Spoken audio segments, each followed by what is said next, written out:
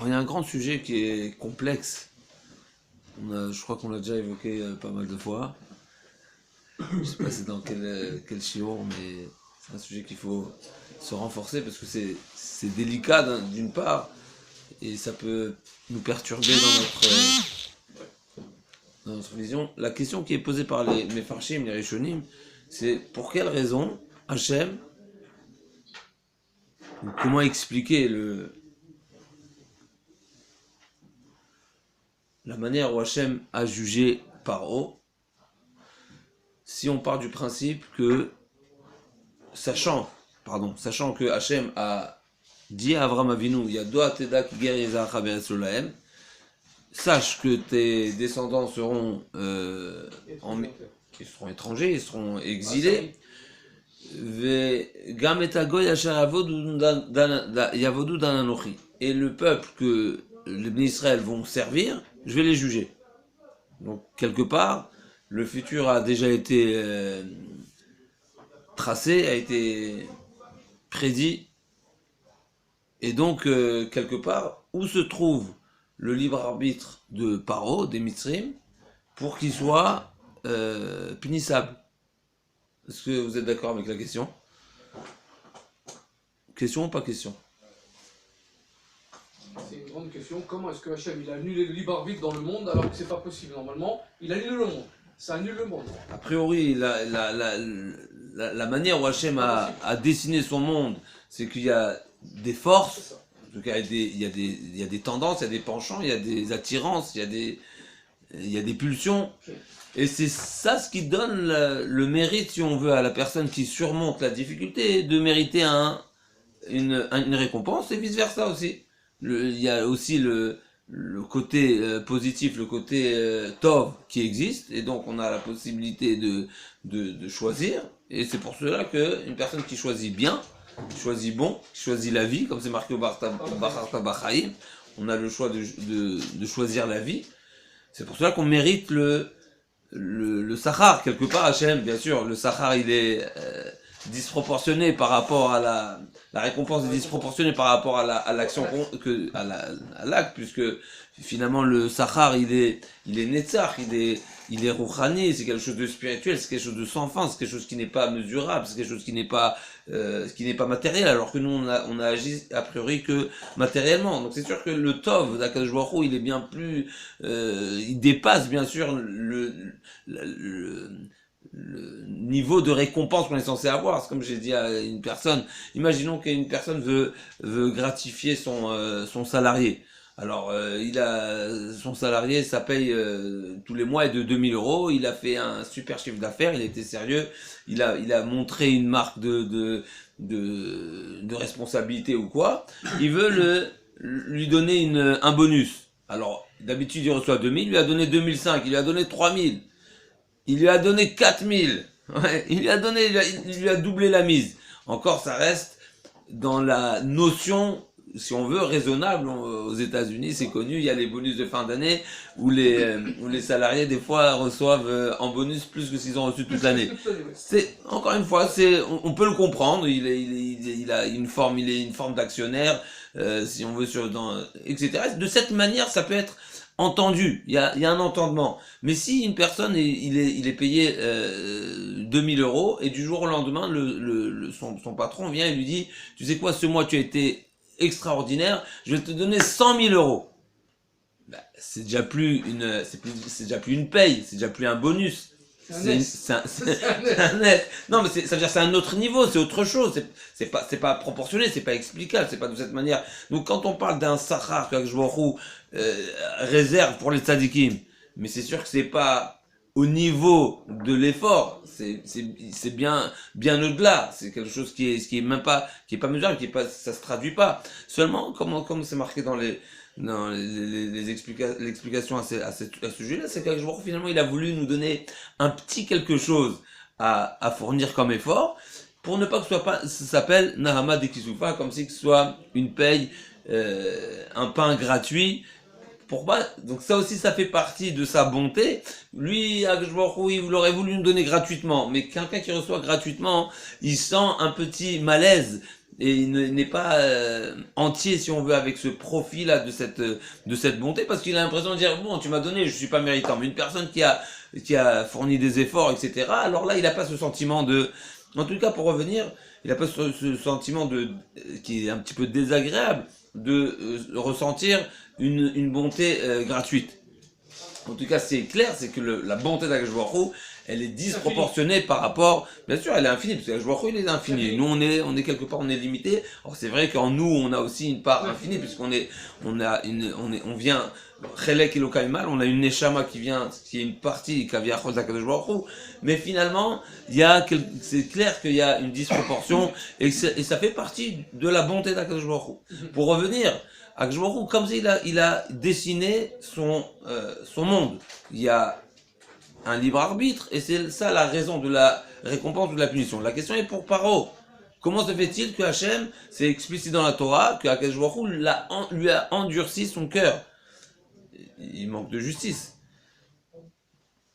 Alors, d'abord, on va aller jusqu'à là-bas, mais finalement, on peut démarrer la question avant. A priori, c'était dessiné, déjà depuis Brit Ben Abetarim, que les Mitzrim vont payer. Alors, la question, on la retrouve entre autres dans le Rambam, Maïmonide, dans les Hilchot Tshuva, et le Rambam dans ses halachot, il s'allonge, c'est une halacha entière à ce sujet-là.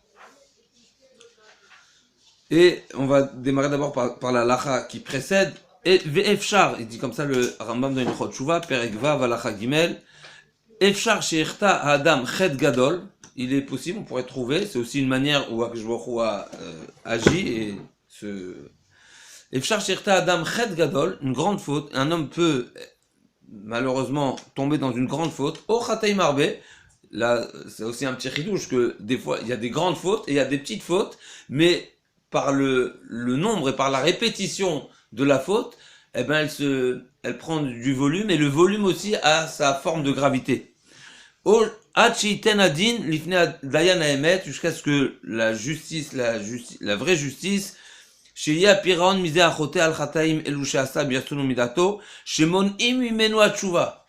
la punition, la manière de punir cette personne-là serait, que Hachem nous empêche de faire la tchouva. Et ça, c'est terrible. Ça veut dire, finalement, quelque part, il n'y a pas pire. Il n'y a pas de réparation. De la non-réparation. Il y a un non-retour. Comme si, et encore une fois, on va voir exactement ce que ça veut dire, que je vois les monnaies. Est-ce que ça veut dire que, activement, Hachem lui dit, non, toi, tu reviens pas, je te mets de côté? Ou bien, différemment, comme on voit que même Acher, c'est marqué un empêchement. Alors, un empêchement, c'est, on va revenir, parce que c'est pas ce qui est détaillé ici, mais finalement, c'est marqué que, comme il a dit Acher, Shamati ma'achorei apargot, j'ai entendu qui a été dit derrière que on acceptera tout le monde, sauf Acher. Et il a entendu, et c'est réel. Mais il faut savoir que même dans ce cas-là, je crois que le Rambam le dit ailleurs, je l'ai pas relu maintenant, mais je crois que le Rambam le dit ailleurs, que même les personnes sur lesquelles il est marqué, qu'une personne peut arriver à une situation où on l'empêche de faire tchouva, et quelque part ça veut dire qu'il y a les accusateurs, ils ne prennent, non seulement qu'ils prennent pas sa défense, bien sûr, mais l'accusation qu'ils viennent présenter, c'est que cette personne n'ait pas la possibilité de faire tchouva. Et quelque part, c'est accepté. Ça veut dire que finalement, il y a des sortes de fautes, ou des quantités de fautes, qui donnent plus la possibilité, comme si il y a une porte qui lui est fermée. Mais il faut savoir que même là-bas, que je vois encore une fois, il est Rahman, et comme c'est marqué sur Ménaché, que Chata Chatira Mitachad Kseakavot, comme si que la tchouva, elle peut venir et quelque part dépasser ou passer à travers, c'est les finis Mishuratadi, mais quelque part il faut que ça vienne littéralement une khatira, donc c'est comme un tunnel, mitachat kisei hakavod, comme si que ça démarre du kisei hakavod même, de la cise d'Akadosh Baruch Hu Kaviachol, et de là-bas ça arrive et ça ouvre un tunnel à la personne, comme si qu'il fallait contourner les accusateurs pour ne pas qu'ils viennent empêcher cette tchouva. Mais ça existe. En tout cas, il y a ce niveau-là. En tout cas, c'est ce qu'il nous dit le Rambam ici, qu'il y a des fautes qui empêchent la personne de faire tchouva. Hushak Jvochu Omer al Ishaya, Hashmen va'amazeh ve'oznav achbed ve'enav ashar, pen rebena be'oznav ou be'oznav ishma, ve'ulvavo yavin v'shav ve'rafalo, ve'chen Omer ve'maluma achea elokim, etc. Donc tous les psukim, Kelomar, il nous explique le Rambam, Chat'u birtzonam, ils ont fauté par leur propre volonté, c'était leur désir, ve'erbu lifshoa, et ils ont multiplier leurs fautes, jusqu'à ce que leur punition a été, jusqu'à ce que leur limnoa mehem atshuva shiamarpe, jusqu'à ce que leur punition soit de ne pas leur donner la possibilité de faire tchouva. Lefikar katuv batora, vania chazak et lev paro. Et là on vient à notre question, une partie de la question, pour l'instant on arrive à la deuxième partie. C'est pour cela qu'Akadosh Baruch Hu, quelque part c'est permis, c'est pas qu'il nous donne des comptes, mais c'est ça l'explication que Hachem, dans certains cas, dans certaines situations, Akadosh Baruch Hu, littéralement, il endurcit le cœur. Ça veut dire quoi endurcir? Le mettre dans une situation où la tchouva est très compliquée. Non seulement elle est très compliquée, mais il a même des barrages à la tchouva. Ça veut dire qu'il a plus comme il dit le Rabbeinu Yonah, que Akadosh Baruch Hu hechine aderer, le chemin de la tchouva, kaviachol, il est déjà sillonné. Une personne qu'on empêche à faire la tchouva, quelque part, c'est qu'on lui met des barrages, et que la voie de la tchouva, elle est déjà plus, on peut plus l'emprunter, et, encore une fois, il faudra, venir y accéder différemment. Beaucoup d'efforts, beaucoup d'efforts. Lefikar katuv batora vani achazek et lev paro, lefi shechata me'atzmo tchila. C'est lui qui a démarré, c'est lui qui s'est endurci. Ve'era li Israël agarim be'artzo, et il s'est permis de faire du mal au Bnei Israël qui était dans son pays. Shenema hava nitrakemalo. Faisons preuve d'intelligence pour comploter contre le peuple d'Israël. Natan adin imno amenu atshuva, atchinifra imenu, lefikar chizak jvochu et libo. Le din, si on veut, c'est la justice, l'empêcher de faire tchouva, jusqu'à ce que il finisse par payer ce qu'il doit payer, et c'est pour cela que Jvochu a endurci son cœur. Dans une autre halakha, le Rambam va parler de la deuxième partie que nous avons rappelée dans la question. Encore une fois, la question elle est composée de deux parties. D'une part, comment ça fait qu'Hachem lui a endurci le cœur, et ça c'est ce qu'on vient de répondre. La deuxième partie, c'est qu'après ça a déjà été décrété. Donc quelque part, on dirait que Paro, il n'avait jamais cette possibilité, si on veut, de choisir, puisque c'était déjà décrété à Brit Ben Abetarim. C'est marqué quand Akadosh Baruch Hu a promis à Abraham une descendance. Depuis le départ, il lui a dit sache tu auras une descendance, et le tracé de cette descendance sera qu'ils passeront des années d'exil. Et les personnes, le peuple qui va asservir les Bnei Israël va être puni. Donc quelque part, on dirait que jamais il a eu un libre arbitre, puisque ça a déjà été décidé. Ça c'est la halakha suivante.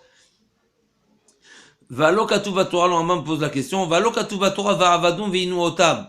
Donc ça a déjà été décrété que le peuple d'Israël sera asservi. Hare, a priori, on peut constater, Gazar à la Mitzrim, la Sodra, il a déjà décidé que ces Mitzrim-là ont quelque part cette prédestination d'asservir le peuple d'Israël.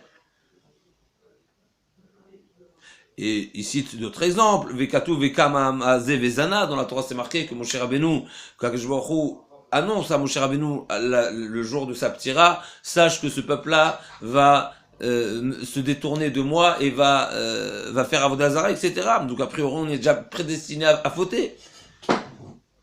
Et donc la manifra même. Et donc pourquoi on mérite la punition? Il répond le Rambam. Les filles, chez lo gazar al ishploni ayadoua chez Yehu azone. La réponse du Rambam, on va voir tout de suite le Ravad, il n'est pas tout à fait d'accord avec cette réponse.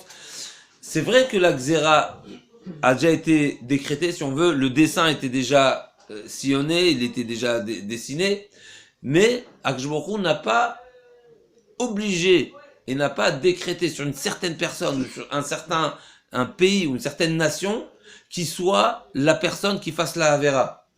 C'est comme si qu'il a dit que il a annoncé à Abraham Avinu, il a annoncé à Moshe Rabbeinu aussi que c'est un dessin qui existe, Mais qui en particulier le fera, ça il n'a pas décidé. Ça veut dire comme si qu'il y a il y a un dessin préparé. Ça veut dire qu'il faut que même qu'il y ait, si on veut, un terrain prêt à, comme si qu'il est déjà programmé à cette possibilité, mais ça ne veut pas dire qu'il a obligé quiconque à faire Avodah Zara ou qu'il est obligé quiconque d'asservir les Bnei Israël. Et la kol echad ve'echad meotam azonim she'avdu Avodah Zara, ilu lo ratza la'avod lo haya oved. Aucune des personnes qui a fait Avodah Zara, en l'occurrence c'est ceux qui a été mentionné dans la Torah, Vekama Hamaz et Vezana, donc c'est une névoie que le peuple d'Israël va être idolâtre. Personne en particulier, il s'est senti obligé de faire Avodah Zara. Personne. C'est comme si c'est un projet qui est général, mais qui n'est pas personnalisé. Vélo diaboré la minago shel olam. Il a juste dit que c'est ça ce qui va se passer, mais sans précision.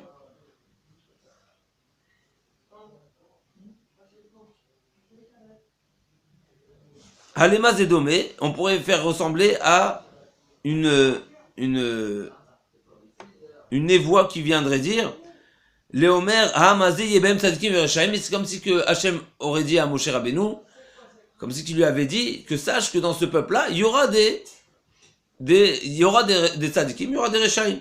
Lo mipnei ze yomar harasha kvar nigzera alav sheyeh rasha, mipnei sheyoda que je vois Moshe sheyeh Reshaim b'Israël.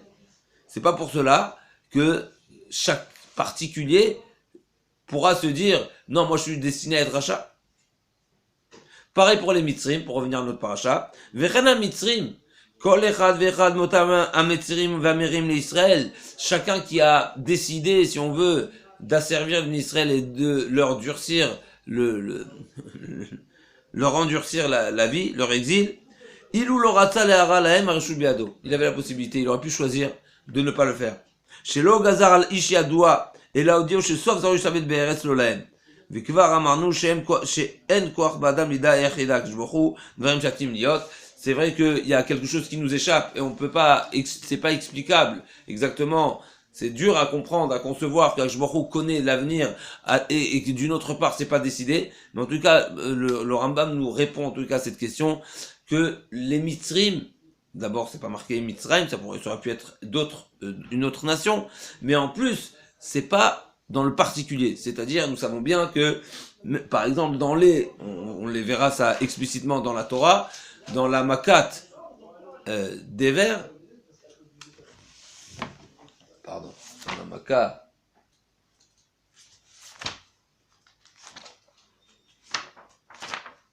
de Barad, Akadosh Baruch Hu dit à Moshe de prévenir les Mitzrim en leur disant Ineni mamtir kaet machar barat kaved meod, une grêle bien sûr particulière puisqu'elle était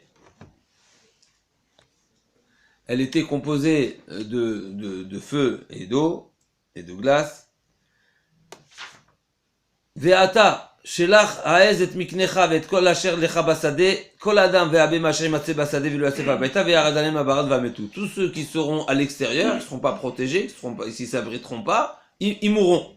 Qu'est-ce qui est marqué dans la Torah? Hayare devar Hashem, ceux qui ont pris au sérieux et qui ont craint la parole d'Hashem, mais avde paro, heni c'est avadan el abatim. Il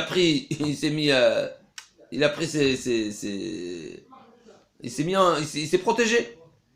Va'asher lo sam libo el devar Hashem, celui qui n'a pas pris au sérieux, va yazov et avadan el basade. Donc on voit bien clairement la Torah nous raconte que certains ont pris au sérieux et ils ont été épargnés, d'autres non. Alors c'est vrai que ça a été particulier dans cette Maka. Il faudrait comprendre pourquoi c'est seulement dans cette Maka que Hachem, si on veut, a donné la possibilité de s'épargner, de se protéger de la Maka. En tout cas, c'est clair qu'on voit dans la Torah qu'il y avait des niveaux dans les Mitzrim. Après, puisqu'il y en a un qui a même été appelé Yareh Devar Hachem, c'est pas rien. Il s'appelle une personne qui a craint Hachem. C'est pas un petit niveau. C'est vrai que peut-être il avait c'était dans son intérêt, mais finalement la Torah l'appelait Yareh Devar Hashem, il a craint. C'était qui, pardon? Les Mitzrim, c'est marqué dans le Makat Barad. Ah oui, mais qui c'est? Ah, on ne les a pas précisés, On mais sait c'est pas marqué de manière générale. Ils Il y a sont sortis ceux. avec nous. Ils sont sortis avec nous. Pas spécialement, pas spécialement. Ah Pas bon? spécialement. Ah bon? Puisque la Gemara va dire dans le Midrash, dit dans Parashat Béchalach, que Paro a choisi 600 chars Bachour, Oui. Rechem Mitzrayim. Et le Midrash demande D'où ils ont? d'où ils les ont, puisque les animaux a priori sont morts.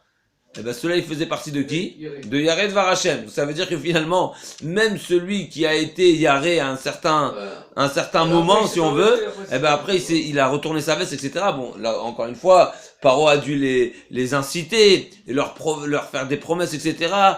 En tout cas, ce qui est sûr, c'est que même le Atov chez Bareshaim, si on veut, en tous les cas, sa crainte n'est pas ancrée à lui à tel point qu'il a continué, etc. Et là, ce qu'on va voir tout de suite dans Rashi, ces termes-là, que la tchouva du goy, elle n'est pas du rachat, des mitzrim n'est pas, c'est pas intérêt.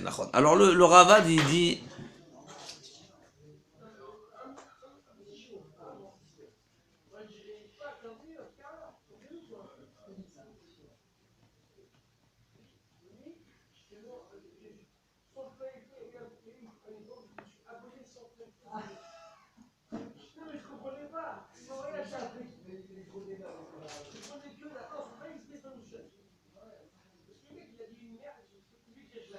le Ravad répond différemment à la question du Rambam, et quelque part, il n'accepte pas cette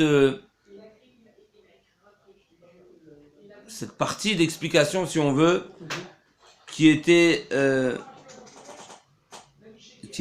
que Hachem n'a pas décidé sur une personne en particulier, et il dit différemment. Il dit va mitzrim gamken reshaim ayu ureuim le makot ahem.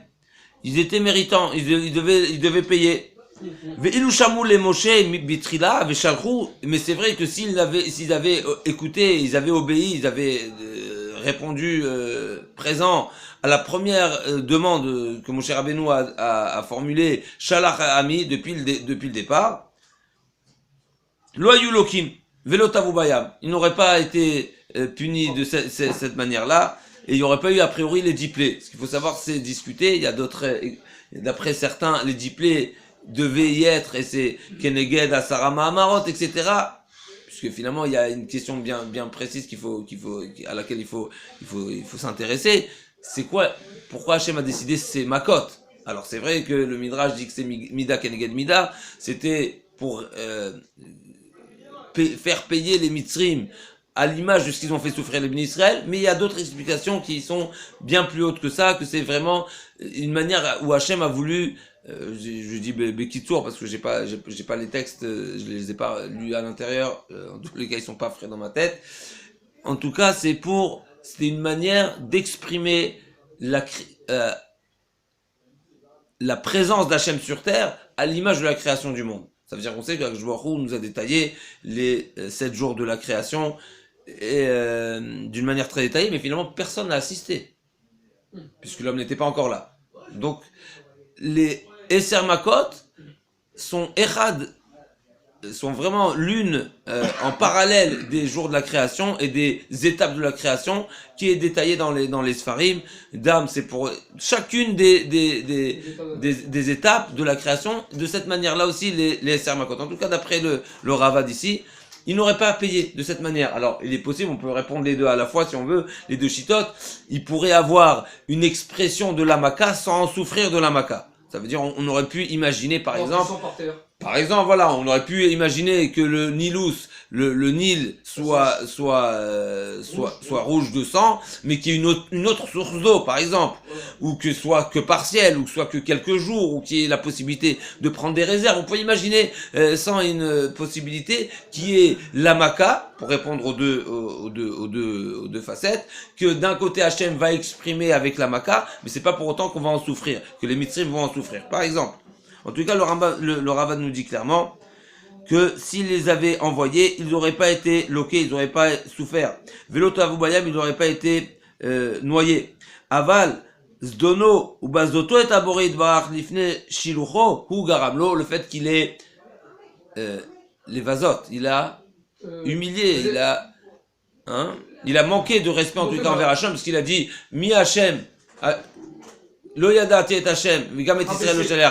Il a dit je connais pas Hachem, je le connais pas. C'est pas une question, c'est une affirmation. C'est-à-dire, je le connais pas, Je le connais pas, et donc c'est à cause de cette. Ici, il le précise pas, mais je pense que c'est à ce passouk-là qui fait allusion. Peut-être il y en a d'autres aussi. En tout cas, c'est ça ce qui lui a causé la paix, de payer ce qu'il a payé. Ve'acheni, qui a boré amar vavanovinu otam, ve'emavdu ba'em befarer.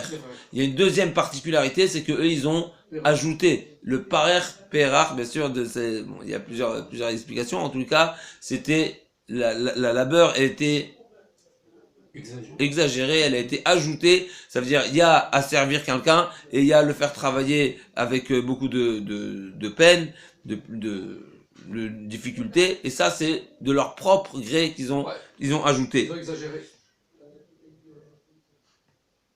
Et donc, on a les deux, si on veut, on a les deux facettes, une petite nuance, en tout cas, entre le Ravad et le Rambam. D'une part, on a le Rambam qui nous dit que, à un certain niveau, l'homme peut perdre sa possibilité de la tchouva, et il y a une petite nuance encore une fois entre le Rambam et le Ravad, c'est que le Rambam dit que ça n'a pas été décidé sur une certaine nation, et le Ravad dit non, ils ont tout fait de même, ça veut dire qu'il n'y avait rien du tout, c'était complètement, ils sont complètement fautifs sur toute la longueur.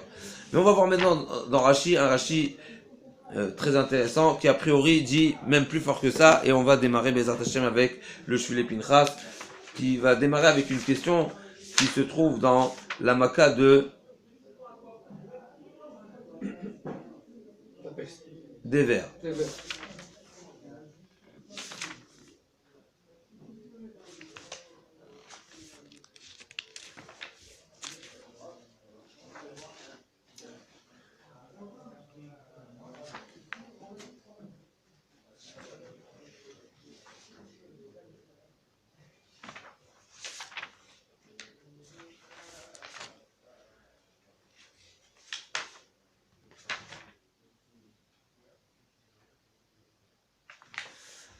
Alors comme ça il dit le pasouk, Vayomer Hashem Moshe bo el Paro v'dibarta elav, viens chez Paro et parle lui, Ko amar Hashem, ainsi a dit Hashem, Elokei Avrim shalach et ami v'yavduni, libère mon peuple pour qu'ils puissent me servir. Ki men atal shalach vodcha machasigbam, si tu te retiens de les envoyer et tu les retiens, Hine yad Hashem hoya b'miknecha asher basade, basusim bachamorim bagemalim babakar baton dever kaved meod, la main d'Hashem sera présente. Bemiknecha dans ton troupeau, Shabbasadeh qui se trouve dans les champs, Basusim, Bachamorim, Bagemalim, tous les animaux, Babakar, Baton, toutes les catégories de bétail, Dever, Kaved Meod. Alors Rachid dit sur ce pasouk-là, c'est quoi la traduction de Yad Hashem Hoya? C'est quoi ce terme de Hoya? Lachon Hové, c'est un présent. C'est une. Alors la question qui se pose, et Rachid continue, c'est ça le terme de Osa, Rotsa, Roa, etc. La question qui se pose, c'est que le passouk juste après dit, un passouk après, Vayasem Hashem Moed les morts, Macha Yas Hashem Adavarazé Baaretz.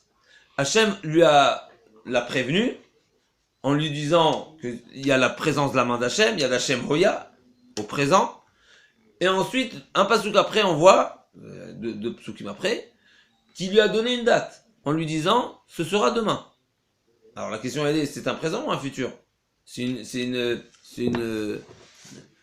un présent réel ou bien non? Si Hachem lui dit, ce sera demain, donc il n'y a pas de présent. Il le prévient pour demain. Donc où s'exprime la forme du présent?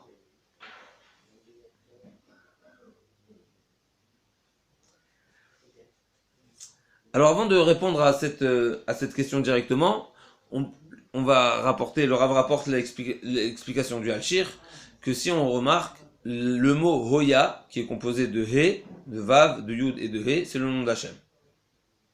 Seulement il est en désordre. Alors le Al-Shir dit comme ça, pourquoi c'est seulement dans cette Maka où le nom d'Hachem figure dans la Maka, comme si il y a une particularité dans cette Maka. Le Hachir nous dit, puisque les Mitzrim ont déjà témoigné et remarqué et constaté et affirmé que dans la Maka de Kinim, où ils n'ont pas réussi à faire, à recopier la Maka, puisque c'est marqué que les Mitzrim, ils avaient une force de sorcellerie, mais la sorcellerie n'a pas de pouvoir, n'a pas de prise dans quelque chose qui est tout petit, qui est comme la poussière. Et donc à ce moment-là, ils ont dit, Etzba Elokimi, on remarque que ces makotes-là, ces plaies, c'est pas de la sorcellerie, c'est Etzba, c'est le doigt d'Hachem. Ça, ils ont dit ça à la 3e Maka. Pourquoi les autres plaies, les sorciers pouvaient imiter? Il y a une force dans la sorcellerie. Toutes les autres plaies. Alors, on parle on parle des premières pour l'instant. On parle du maté qui s'est transformé en arrache, donc le bâton qui s'est transformé. Oui, mais pas le reste. Alors, à partir de là, déjà, non. C'est vrai que c'est là que ça a été précisé. Les grenouilles, ils peuvent pas faire. Ça, a priori, oui, ça n'y avait pas de problème. De ramener des grenouilles, il n'y avait pas de problème.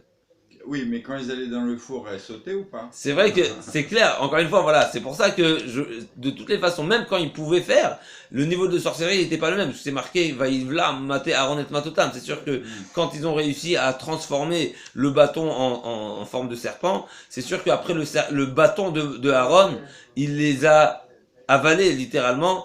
Et il y avait une forme de Ness, même là-bas il y avait une forme de Ness, mais ils ont réussi quand même quelque part, d'une certaine forme, à imiter quelque chose. Alors qu'est-ce que la sorcellerie? C'est une bonne question, je sais pas exactement comment expliquer ce phénomène-là, mais Kaviachol, Hachem donne la possibilité. Alors est-ce que c'est seulement une illusion? Est-ce que c'est réel? Je sais pas, mais ce qui est sûr, c'est que c'est il y a des certaines forces qu'Aviachol, que Hachem nous donne entre les mains pour même, c'est marqué que la sorcellerie, comme si que ça affaiblit la force d'Hachem, c'est-à-dire la reconnaissance de la grandeur d'Hachem, bien sûr, que Hachem est maître du monde, puisque comme si qu'il a donné la possibilité à l'homme de transformer quelque chose que normalement il n'est pas censé être transformable. Ça recouvre la présence d'Hachem dans le monde, parce qu'on va croire que c'est la chose qui a fait, que c'est plus Dieu qui a fait. Donc en tout cas, Hachem a donné cette possibilité. Maintenant, c'est un interdit, mais ça existe. Pour revenir, en tout cas, après la 3e Maka, ils ont dit Etzba Elokimi. Là, on est la 5e Maka. La 5e Maka, alors j'ai pas bien compris exactement ce qu'il dit le Hachem, mais en tout cas, après 5, donc la main, si on veut, les doigts d'une main sont complets, donc c'est Yad, donc c'est Yud Kei Vav Kei. Est-ce que Rabbi Chaim, tu pourras nous agrémenter cette notion-là? Pourquoi une fois qu'il y a la main entière, alors c'est le Yud Kei Vav Kei qui est entier? Est-ce que le Yud Kei Vav Kei il est ramous dans la main? Parce que Yad, c'est Gematria 14 plus ce collèle, ça fait 15, ça fait Yud Kei. Déjà. Ok. Et pourquoi Yad, c'est Gematria 14 comme il y a 14 phalanges. Phalanges, ça on est plus d'accord. La main entière, plus qui sont attachées entre elles, ça fait 15. Ça fait le 15e. Okay. Et dans la main, il y a aussi 26 os. Exactement 26 os dans la main. C'est Yud Kei Vav Kei écrit en entier. Donc dans une main, il y a Yud Kei Vav Kei. Dans une main, il y a Yud Kei Vav Kei. Chazak ou Baor. Donc, ok. Donc ça, je l'ai pas vu ici. Chazak ou Baor. Donc dans une main, une fois que...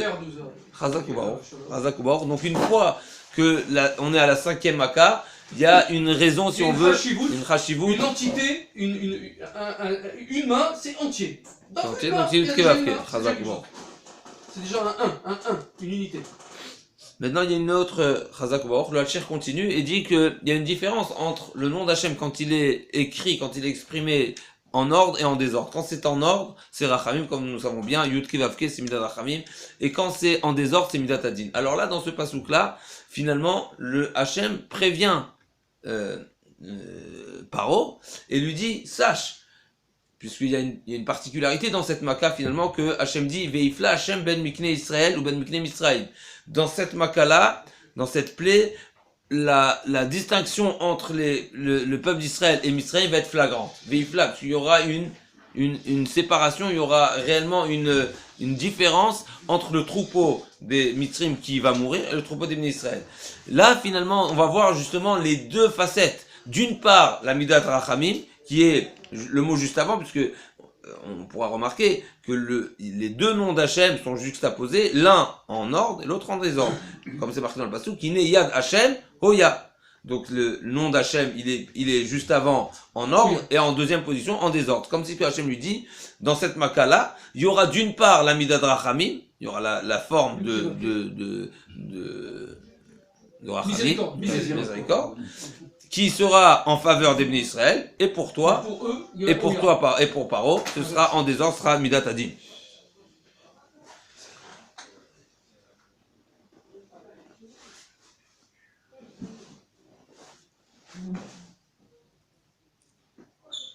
On voit que la Gematria que Yad Hashem Oya, ça fait 14 et 52, 68, c'est Gematria Haïm, c'est vitalité. Il nous a donné à nous, en les détruisant, il nous a sorti. À partir de là, c'est fini, il a donné une vitalité à nous. Ça veut dire quoi?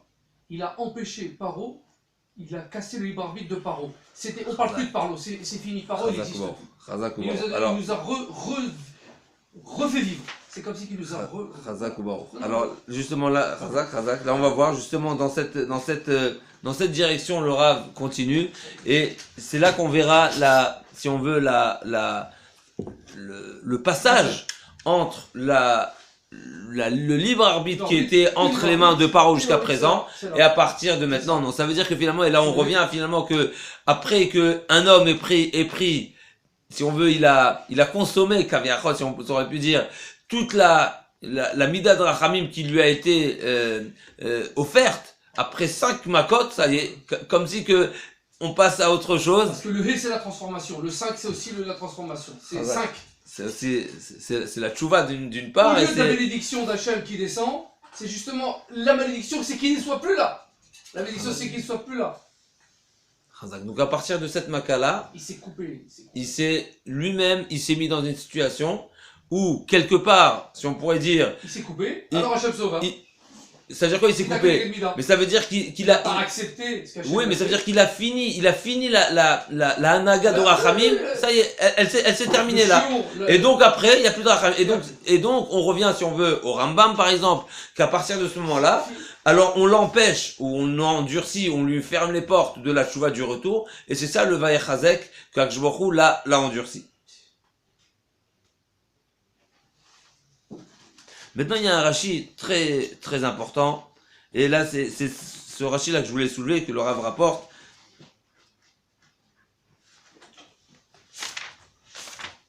Et a priori, d'après Rashi, c'est même plus fort que ce que le Rambam dit.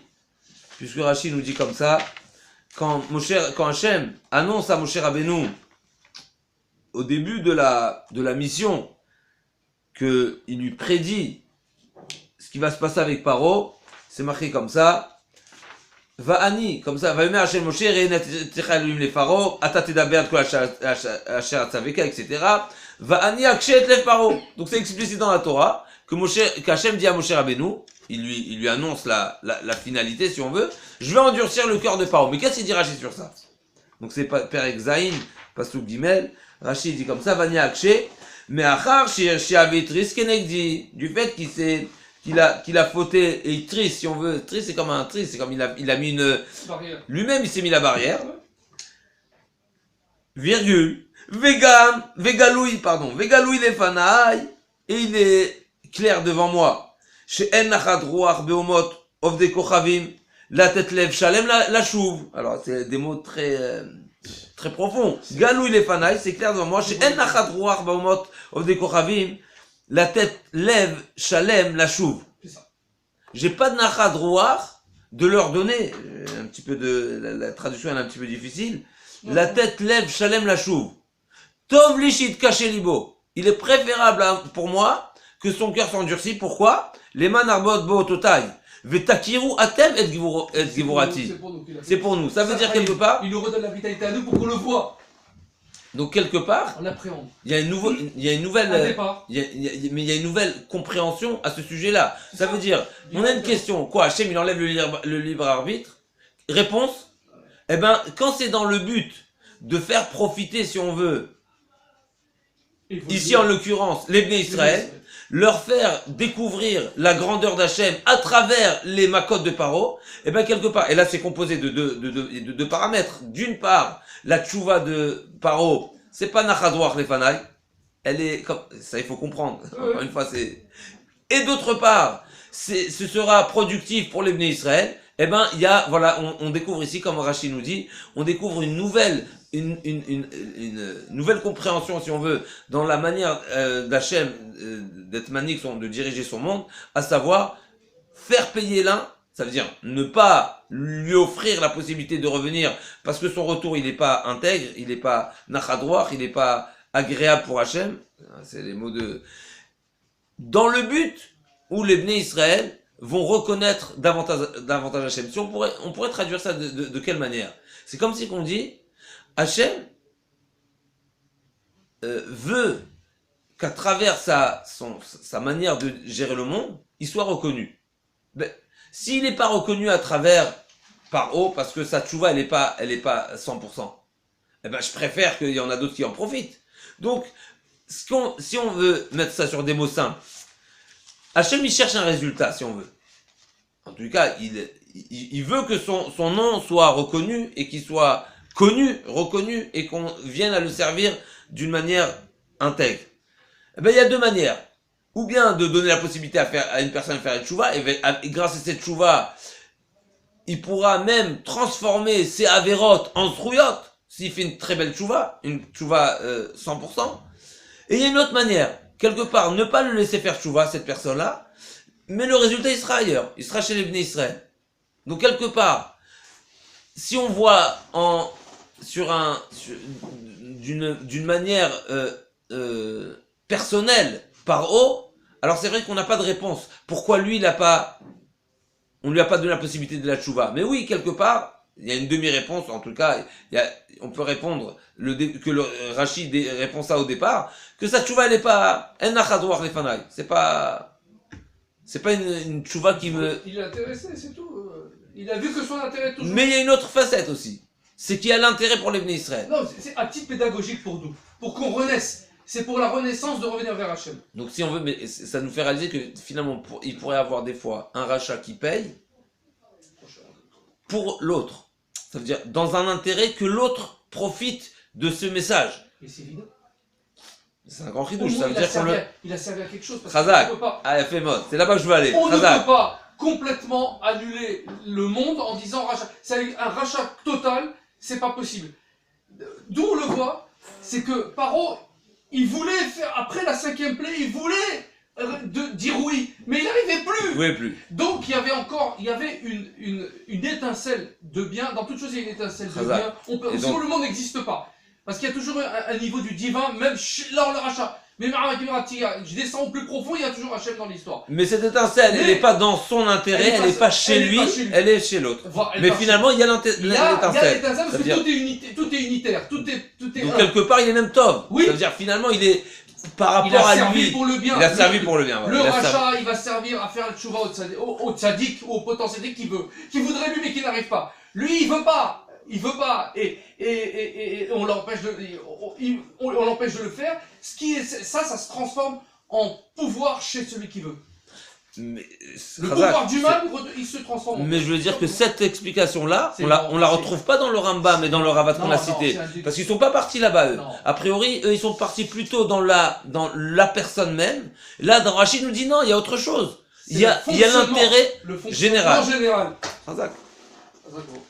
C'est beau.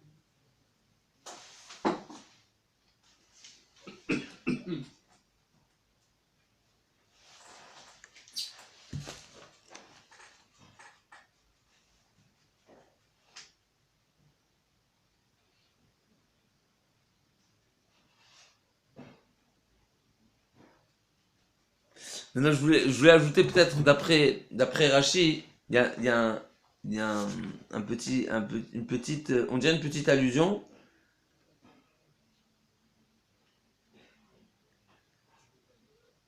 Dans la suite de Rachid. Rachid, il continue, il dit, Ve'afal piken. C'est-à-dire, malgré tout ce raisonnement, que Hachem préfère punir le rachat, le goy, dans l'intérêt où les Bnei Israël prennent la leçon. Bechol zot, il dit Rashi, ve'afal piken. Bechamesh bakot rishonot, lo nemar ve'yechazek Hashem et lev paro. Et là, ve'yechazak lev paro. C'est lui-même qui s'est endurci.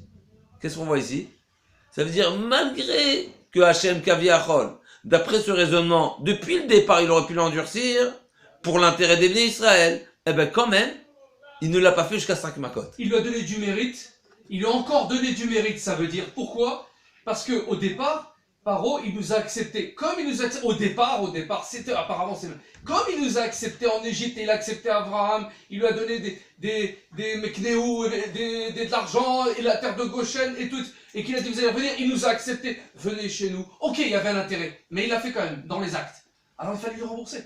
Razak, j'entends l'explication. Moi, ce que je voulais proposer juste dans l'idée du Shilei Pinchas, c'est que finalement, c'est ça ce qu'on apprend dans ce passou. C'est ça.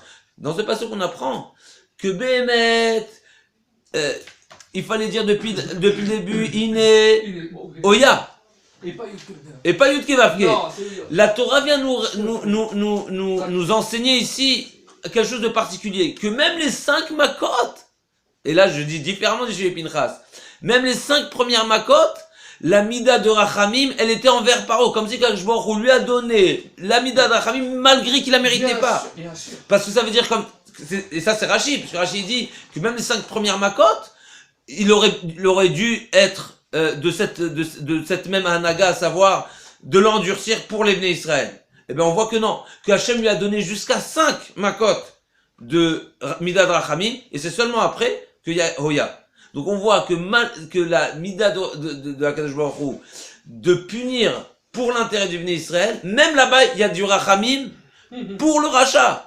Pas seulement pour le Israël, même pour le rachat. Voilà, c'est ça. Même jusqu'à 5 makot. C'est ce que j'ai pensé aussi. Razak, non, c'est très puissant. Ça veut dire que finalement on voit jusqu'à où elle va la mida de rachamim, combien la patience d'Akadosh Baruch Hu. Et on dit, par rapport aux 10 makot, c'est jusqu'à Mishma, ça veut dire.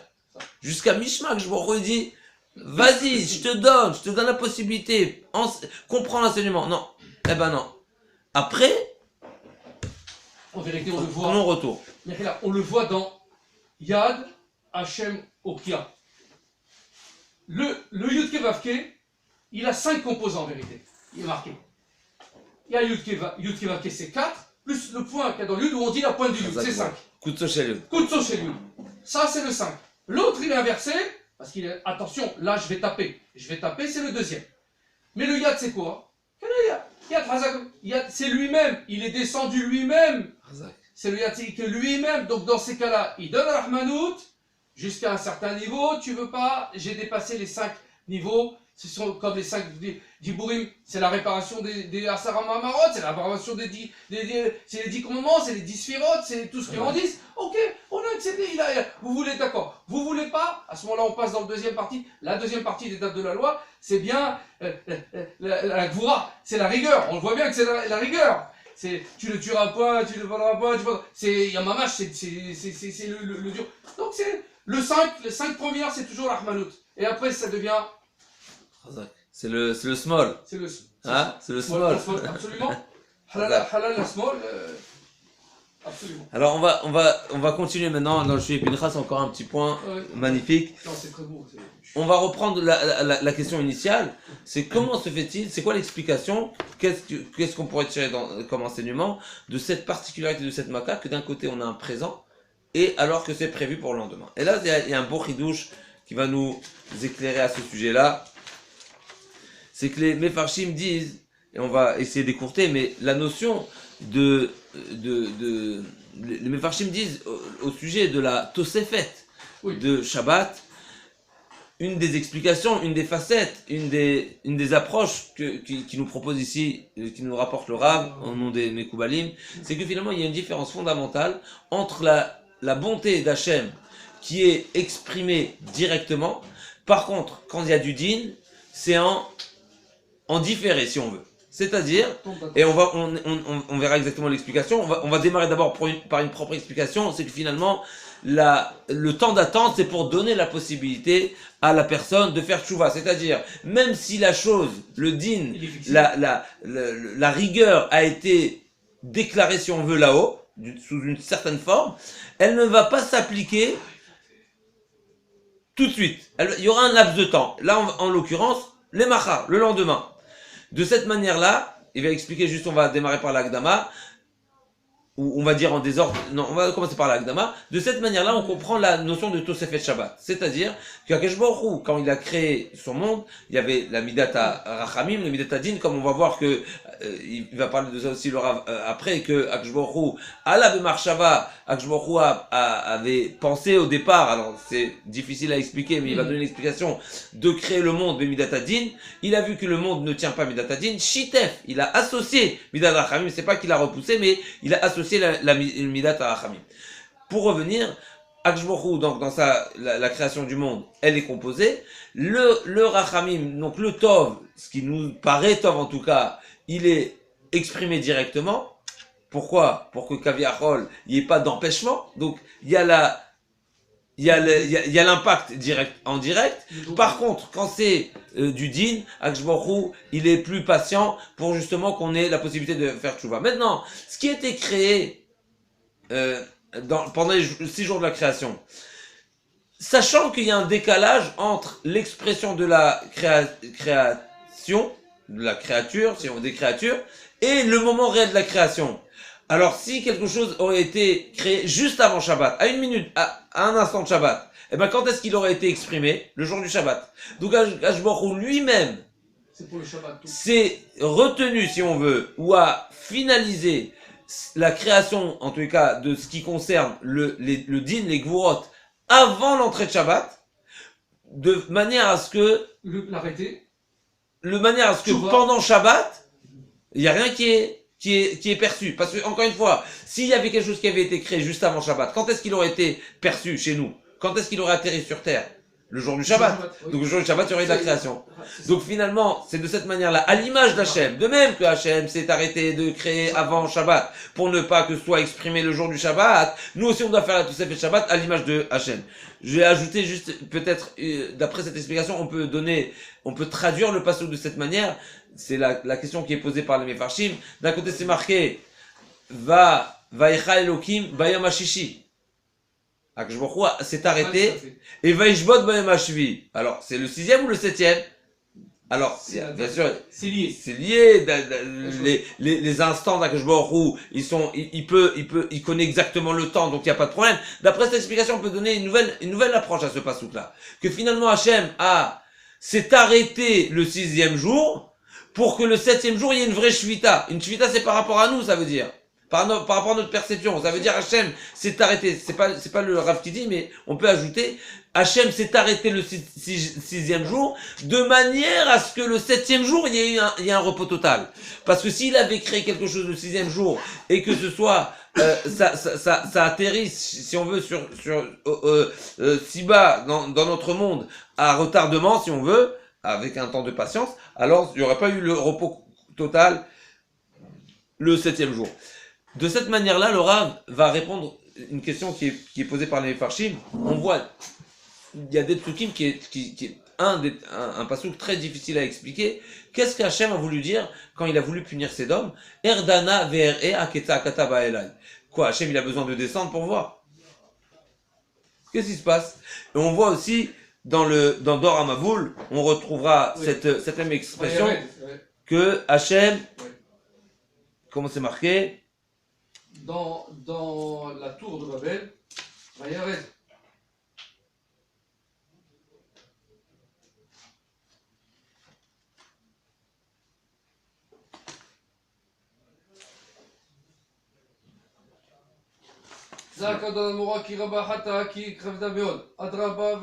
Erdana ve'er'e, ça c'est un passouk.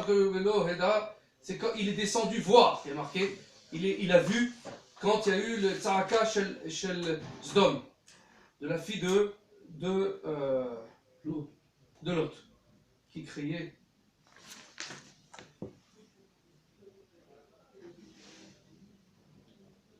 Bashamei Mabit Hashem, Ra et Kol Bnei Adam, Bimechol Shifto.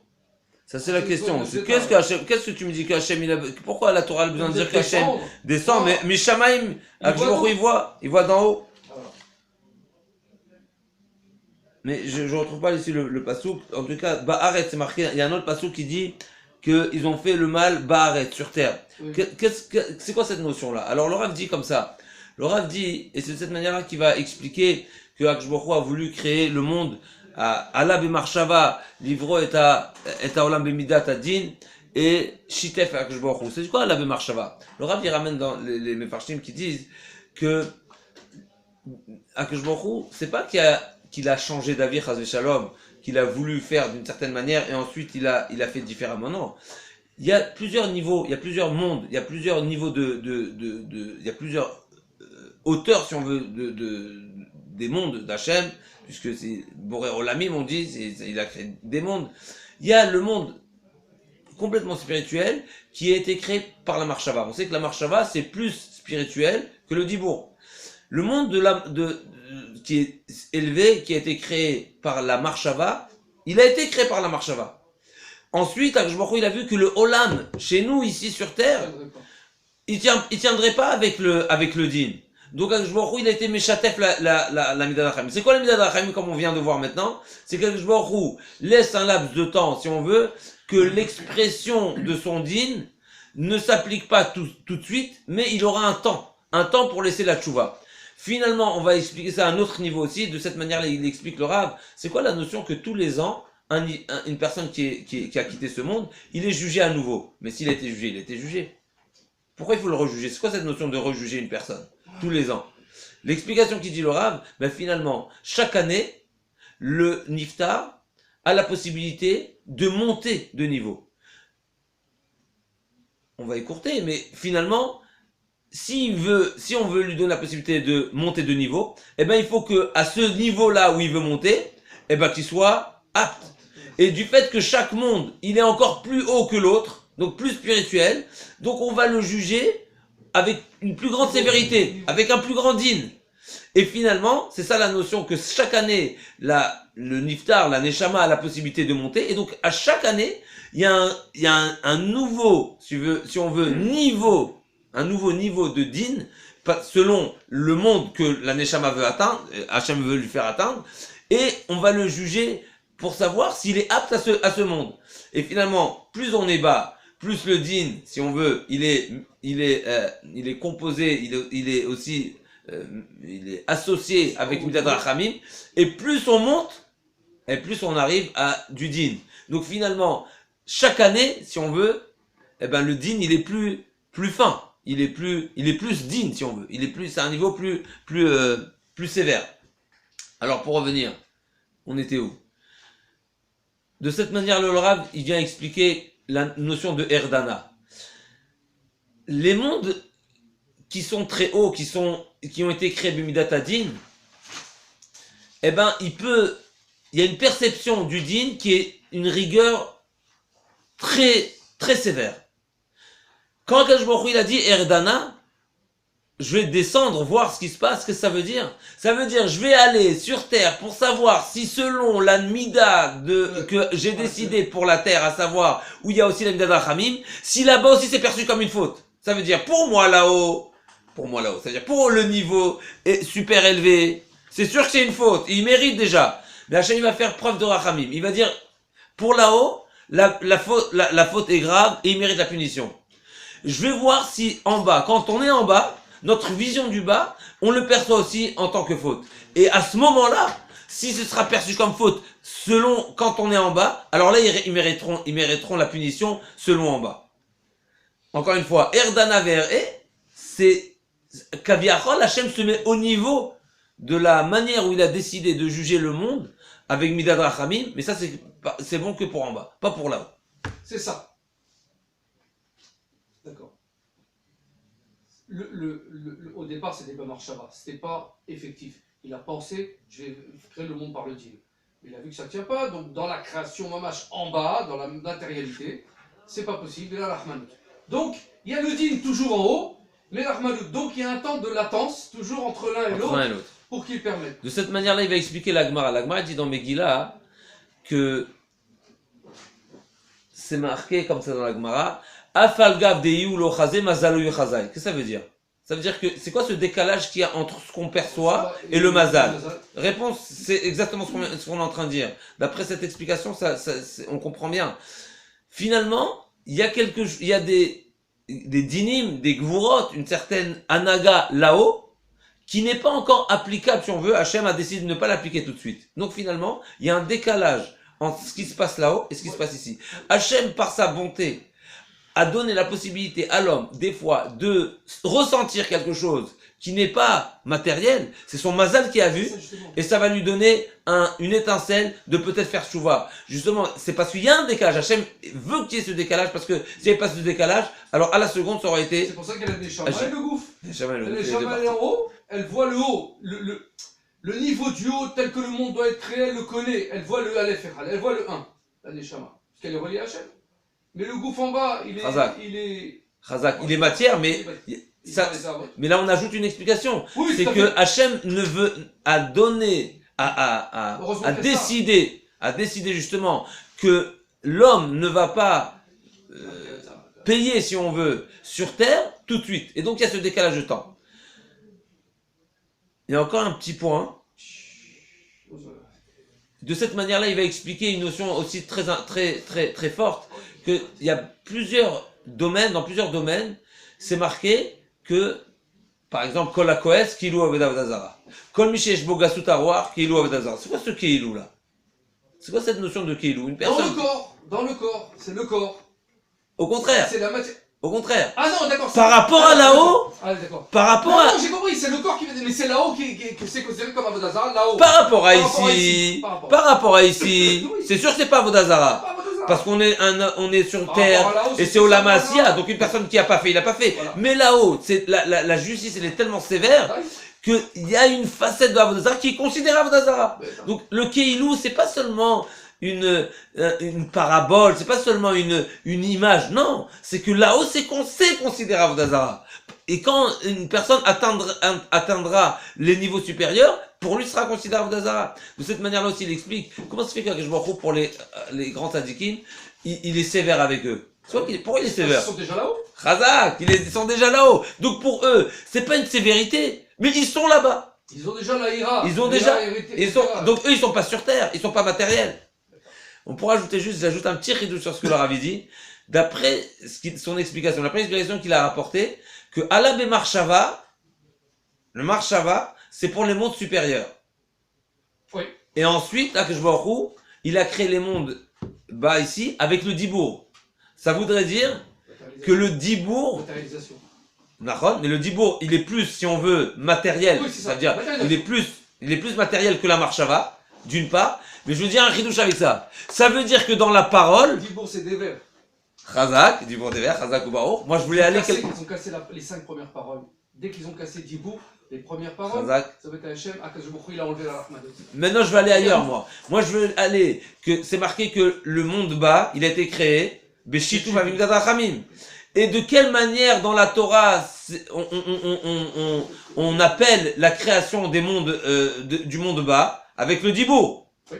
Ça veut dire que le Dibour, il est meilleur le Rachamim. Ça veut dire que le Dibour, c'est un moyen d'expression de Rachamim. Donc, la faire descendre. Quand on va parler Hachem, pardon. Chazak ou Baruch, c'est là que je veux l'arriver. Chazak ou Baruch. La Torah nous dit qui karov elecha davar meod, beficha u'lalcha la'asoto. La réponse elle est comment avec la parole on peut faire chouva? Comment c'est que c'est avec la parole? Parce que dans la parole, c'est exactement avec la parole que Hachem a créé le monde qui est meshutaf avec Midat Rachamim. Ça veut dire que la parole finalement, c'est un outil de Rachamim.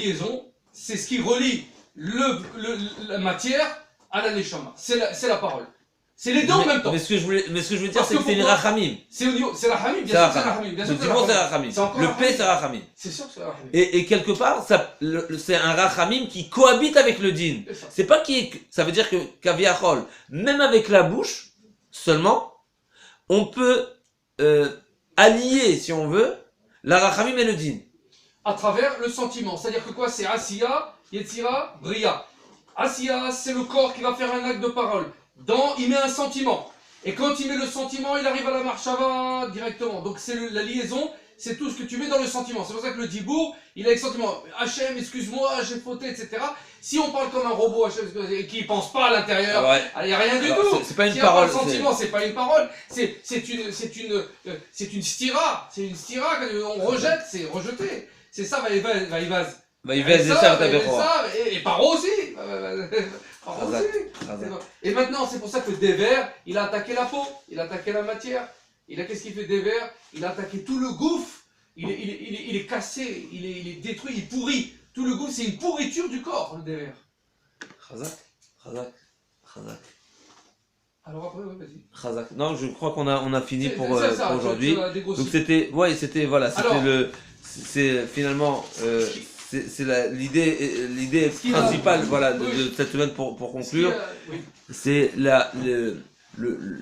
l'espace-temps qu'il y a entre la Midat Hadin, si on veut, qui est pour les mondes supérieurs qui ont été créés par la Marshava, et l'application du din qui est en différé, qui est le Rachamim, que je vois était Meshatef, et c'est pour ça que d'un côté c'est marqué Yad Hashem, Hoya, que c'est un présent, mais que ce soit seulement les Machar, ça veut dire quelque part, on voit que même dans ce Hoya là, qui est un présent, mais il est pas direct, il est les Machar. Et ça, c'est ça la question essentielle qui était de cette semaine, que d'un côté on voit que c'est une forme de présent, mais c'est un présent qui sera prévu que pour demain. C'est-à-dire que le présent en soi, il existe, mais où? Là-haut.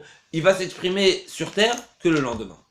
Ce qui est extraordinaire, c'est que Yad Hashem Oya, alors Alpisod, on le connaît, le système de Yad Alpisod, c'est 14, 26, 26, ça fait 68. Attends, doucement. Pardon, c'est 14. Yad Hashem, c'est 14, 26, 26, ça fait 68. 68, c'est Haïm. Mais on sait Alpisod, et c'est toute la marchava qu'on doit avoir dans Haïm Kulechem Ayot dans Haïm, c'est que c'est 21, 26, 21. Les deux 21, les deux équiers, ils couvrent le 26, 26. Et ce 26, 26, il est transcendant au Hacher.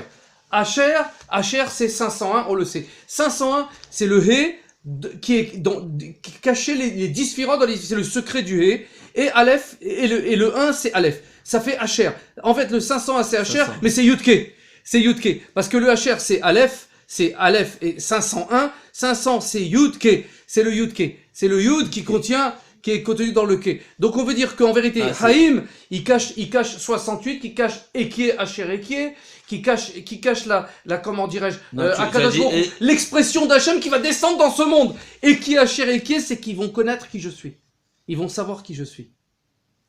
On le connaît, c'est marqué dans les livres de certains livres de Tfila où il marque Haïm avec 21, 26, 21. Ça c'est connu. 21, 26, 21, Chazak. Le 68, c'est 21, 26, 21, c'est connu. Donc, Ekie, oui. Hacher, Ekie. Donc, et ça, c'est Chazak. Et le Hacher, c'est 501. 501, c'est Yudke, c'est Aleph. C'est même plus haut que Yudke. C'est le Aleph, au-dessus du Yud. Et le Ke, c'est les 5 lettres du nom d'Hachem contenant les 10 fois 10 sphirotes, c'est les sphirotes cachées, d'après le Tanya. Le 100, c'est 10 fois 10, c'est les sphirotes dans les sphirotes, c'est caché. C'est le monde vraiment, le plus haut niveau du caché, c'est remonter à la racine de la volonté d'Hachem, le Hacher. Je suis ce que je suis. Et Hacher, Hacher, ça fait 21 dans 21, ça fait 441, c'est Emet.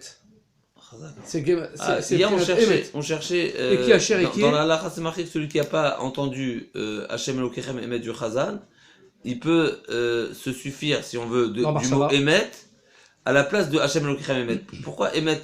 Parce que Emet, c'est Ekie, Hacher, Ekie. C'est 441. Quand je dis Ekie, je suis ce que je suis. Je suis ce que je suis, c'est que je suis dans je suis. Je suis dans je suis, c'est une multiplication. C'est connu. Autre part. 441, c'est 21 fois 21. Et c'est connu, d'après le Sod, que 21, c'est Ekie, Hacher, Ekie. Et donc, hier, on t'a manqué. Alors voilà. Voilà, dans la halakha, Emet, c'est à la place de 3 noms d'Hachem. C'est ça. Hachem, Elokechem, Emet. Quand tu l'as pas entendu, tu peux penser que le mot Emet, c'est connu. Mais pourquoi c'est 3? C'est 2 ou 3 noms? Parce que c'est Emet, il y a 3 lettres. Hacher, Elokechem. Oui. D'accord, mais tu m'as dit juste... C'est 1, 40, 400. Ouais. 1, 40, 400. Oui, d'accord, mais il y a 2 noms. Si c'est...